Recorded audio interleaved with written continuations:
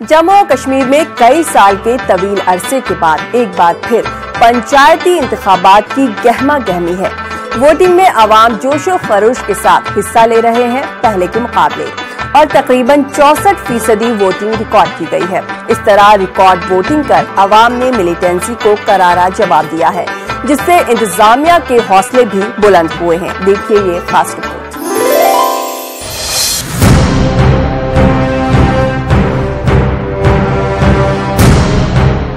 जम्मू कश्मीर पंचायत इंतखाबात के पहले मरहले की पोलिंग में वोटर्स ने तारीख रकम की है।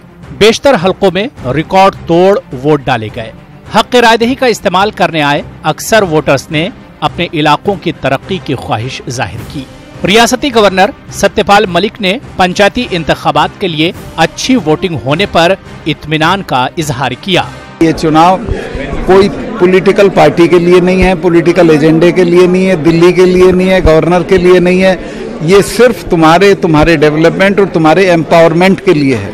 ये बात उनकी समझ में आ गई। वो खुल के 100 साल का आदमी वोट डालने गया और इतना पोल हुआ है। वैली में 56% अनप्रेसिडेंटेड, और बाकी कश्मीर में 80% तक पोल हुआ है। आज तक पार्ट में कुछ भी नहीं है, ना बिजली खास है, ना रोडे हैं, ना हॉस्पिटल हैं अच्छे, ना स्कूल है, ना कॉलेज है।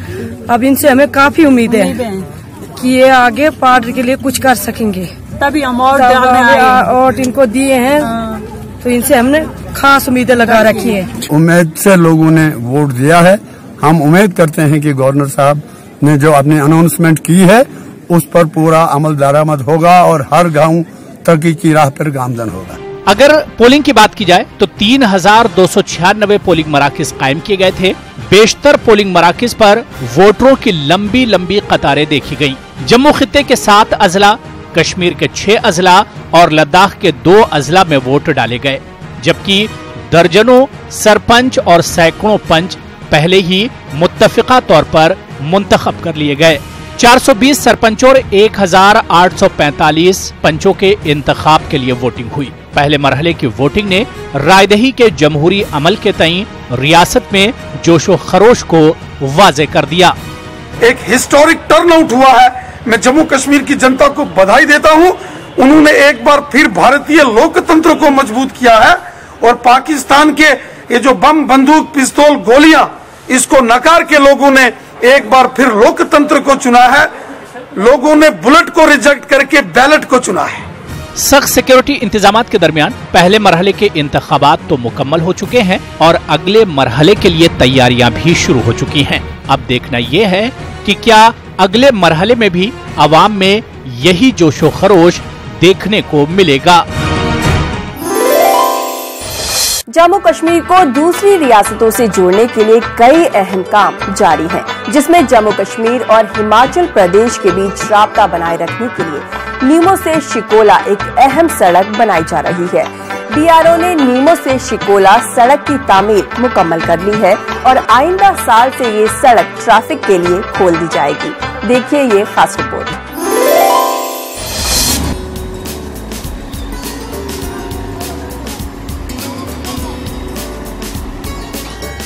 नीमो पदम दारचा निहायत ही अहमियत की हामिल सड़क है।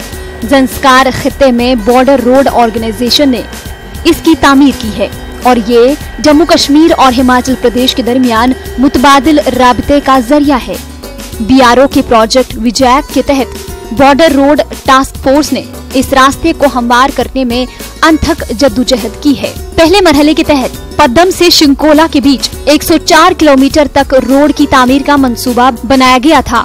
दुश्वार गुजार घाटियों व रास्तों और मौसम की वजह से काम के अयाम में कमी के बावजूद अक्टूबर तक फॉर्मेशन कटिंग का अमल मुकम्मल कर लिया गया था, लेकिन इस सिलसिले में फुतकल और श्राप दरिया के जंक्शन और पूर्णिया गांव के करीब वाक़िया 160 फीट के बेली पुल का तामीराती काम बाकी था। जो ये करगिल और श्रीनगर का रोड जो है ना, वो बिल्कुल पाकिस्तानी उसके बिल्कुल उसमें था, क्या फायरिंग रेंज में था, पड़ता था।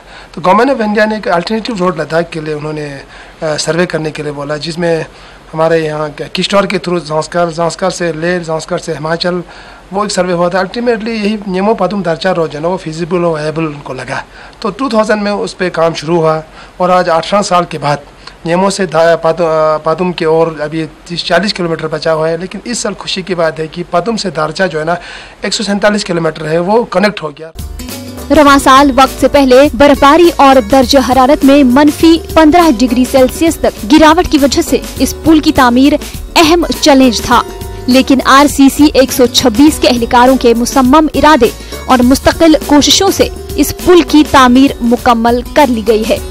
इस पुल की तामीर से कई गाँव चार, पूर्णिया, कुरू और गुरगियाब को जोड़ा गया है। हमारा यही कोशिश और हम ये उम्मीद करते हैं कि इस रोड के थ्रू होने से जितना कश्मीर में, खासकर कश्मीर में जितने ये अमरनाथ यात्रा के लिए लोग हिंदुस्तान के मुख्तलिफ स्टेट से लोग आते हैं जब या जम्मू, तो मुझे लगता है उनका भी कुछ % जो है ना वो हिमाचल के से पादुम से करगिल हो के इस यात्रा को जाने की एक अंदेशा हमको लगता है, ऐसा भी स्ट्रेटेजी है। इस सड़क राबिते से ज़ंस्कार खित्ते की समाजी व माशी तरक्की में काफी मदद मिलेगी। नीमो से दारचा तक इस अहम सड़क को आइंदा साल से ट्रैफिक के लिए खोला जाएगा। मरकजी और रियासती सरकार जम्मू और कश्मीर के सरहदी इलाकों में रहने वाले लोगों को बेहतर सहूलियात फराहम करने के लिए कई जरूरी इक़दाम कर रही है।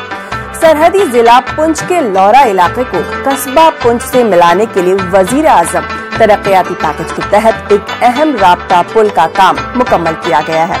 देखिए इस पर हमारी एक खास रिपोर्ट।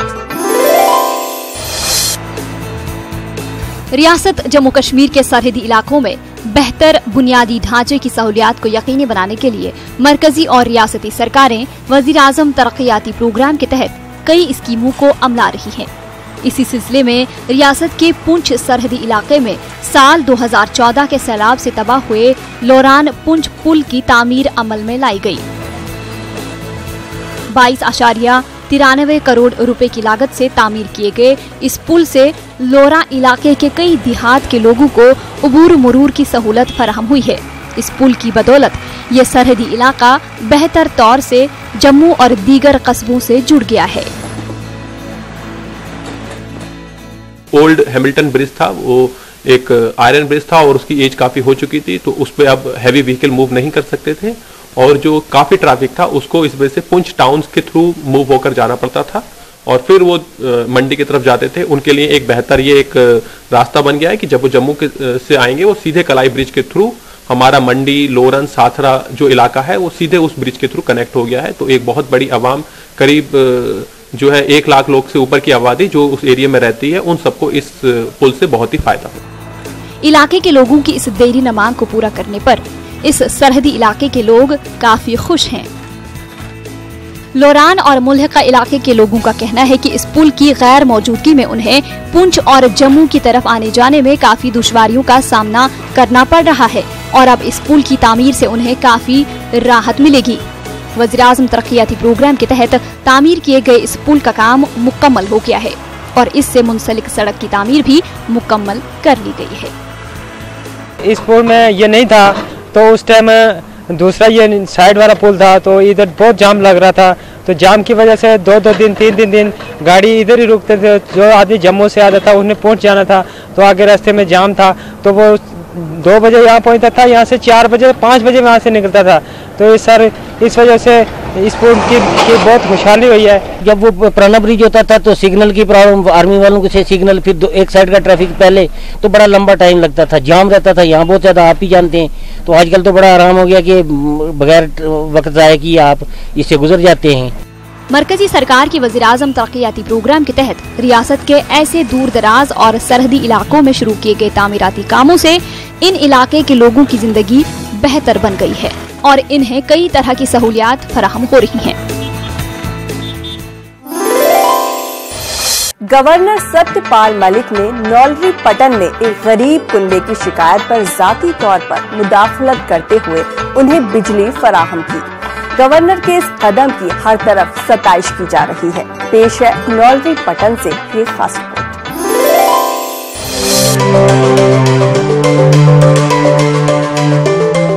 रियासत जम्मू कश्मीर के गवर्नर सत्यपाल मलिक की जाती दिलचस्पी के बाद बारामूला पटन के एक दूर दराज इलाके नौलरी में पसमानदा कुंबे को पहली दफा बिजली फराहम की गई। मालिक मकान ख्वाजा गुलाम मुस्तफा को आर्जी तौर पर जनरेटर और LED बल्बों के जरिए बिजली फराहम की गई।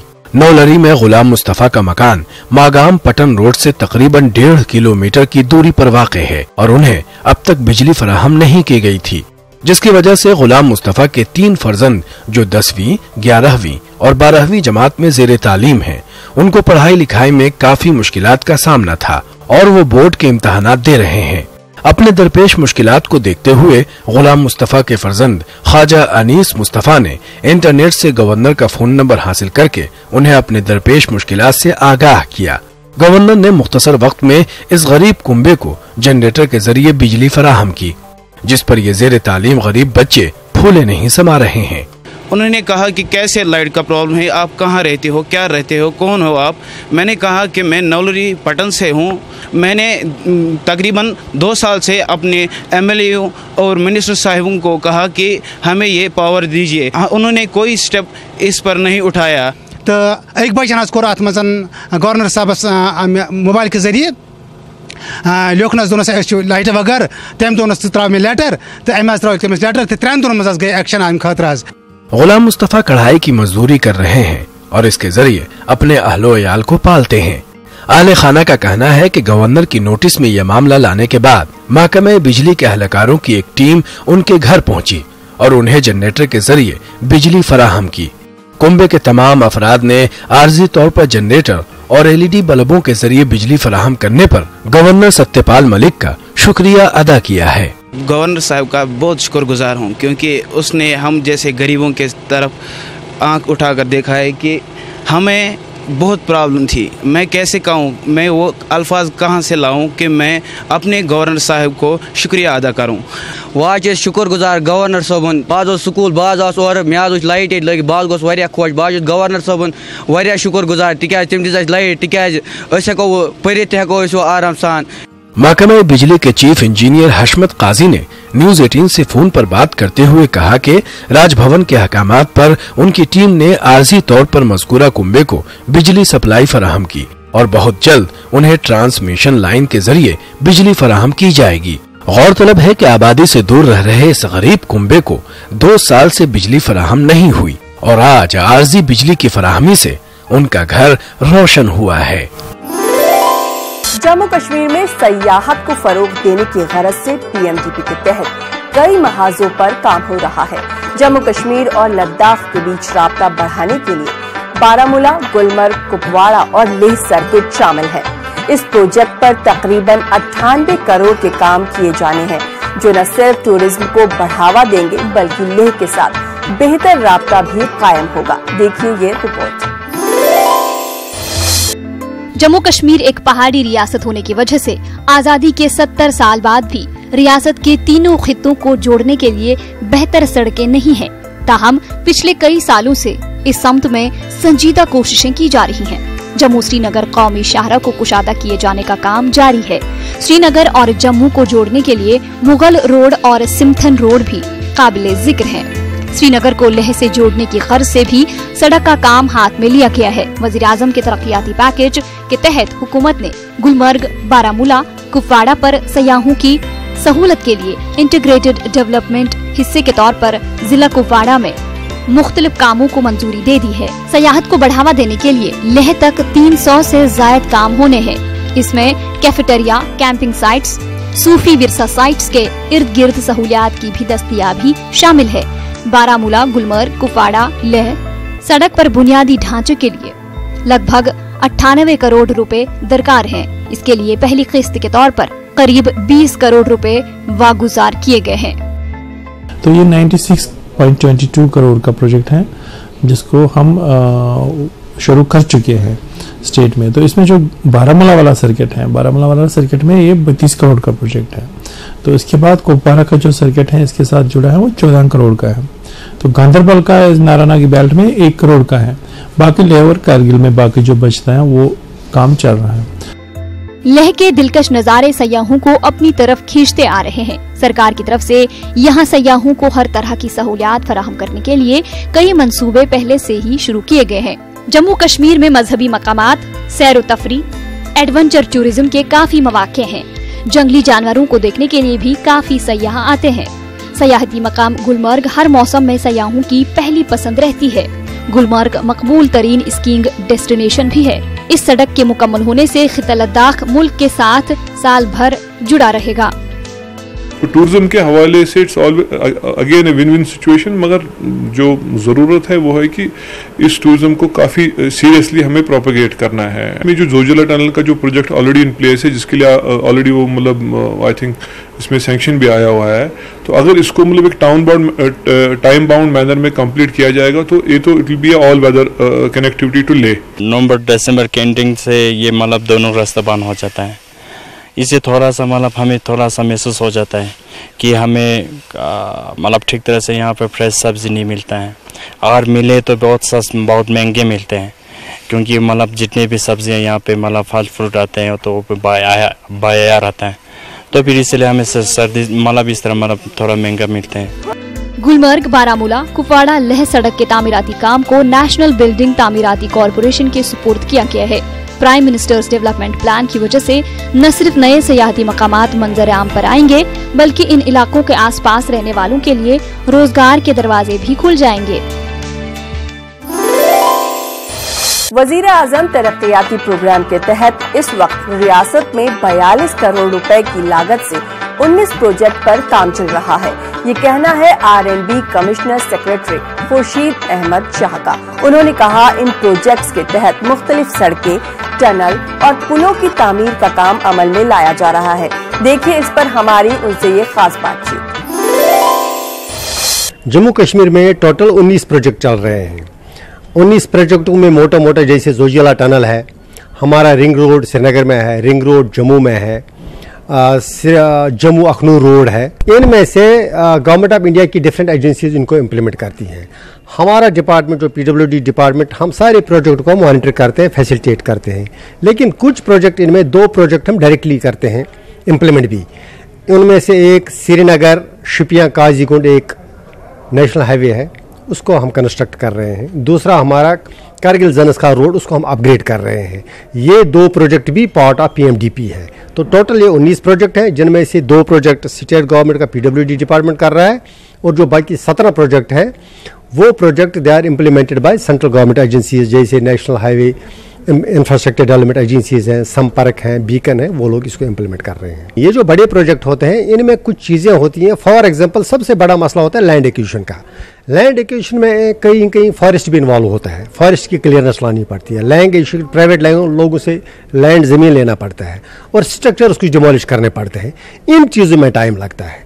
अदरवाइज प्लस कुछ मुख्तलिफ किस्म की सर्वेज करनी पड़ती हैं, बाकी चीज़ें। इसके जो पहले 1-2 साल होते हैं किसी भी बड़े प्रोजेक्ट के, उनमें फिजिकली ग्राउंड पर काम नहीं होता है, तो 1-2 साल उसमें लग ही जाते हैं, DPR बनाने में, DPR को एक्सेप्ट करने में, बाद में फॉरेस्ट क्लियरेंस लानी, लैंड एक्विजिशन करना, इन चीज़ों में टाइम लगता है। So once the project starts implementing, फिर उसमें ज़्यादा टाइम नहीं लगता है। अब गवर्नमेंट ऑफ इंडिया से लेकर यहाँ तक इवन प्राइम मिनिस्टर्स ऑफिस भी इसको डे टू डे बेसिस पर मॉनिटर करता है।